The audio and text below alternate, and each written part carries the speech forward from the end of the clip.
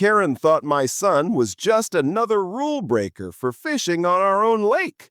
But when the cops arrived and learned who he really was, her plan collapsed instantly. It was one of those peaceful mornings when the water is still and the birds are just waking up.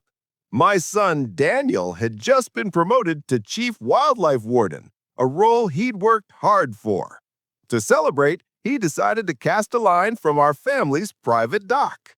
But of course, no good deed escapes HOA Karen's radar. She stormed down the path, phone already in hand.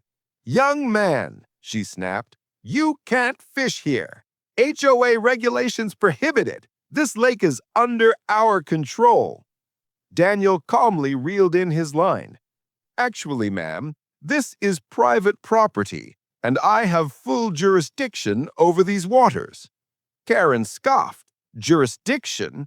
Don't make me laugh. I'm calling the cops."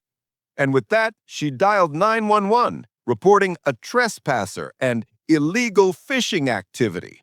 Minutes later, 2 officers arrived. Karen marched up to them, pointing dramatically at Daniel. "Arrest him! He's breaking HOA rules!" The officers turned to Daniel, who slowly reached into his jacket. Karen smirked, already anticipating his humiliation, until he pulled out a gleaming federal badge. "I'm Daniel Carter, Chief Wildlife Warden of the state. Not only am I legally allowed to fish here, but I also oversee all conservation laws in this region." The officers' expressions shifted instantly. They saluted Daniel with respect, then turned toward Karen. "Ma'am, he has more authority here than anyone, including your HOA." Karen's face went pale. The crowd of neighbors who had gathered by now began murmuring, some laughing under their breath. Daniel continued, "In fact, I've already received complaints about unauthorized HOA interference on this lake. This will be investigated." Karen's jaw dropped. She had wanted a quick arrest to prove her power, but instead she had triggered a legal review of her entire HOA's actions. The cops shook Daniel's hand before leaving Karen fuming and speechless.